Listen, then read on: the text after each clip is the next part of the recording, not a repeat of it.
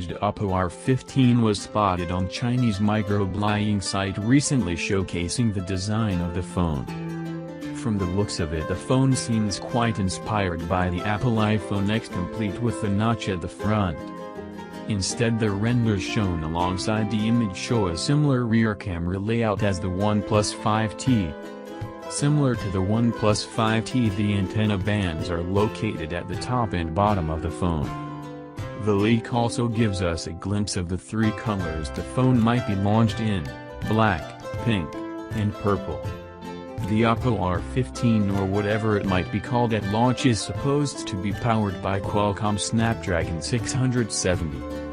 The upcoming upper mid-range chipset is rumored to be manufactured using Samsung's 10nm LPP process technology.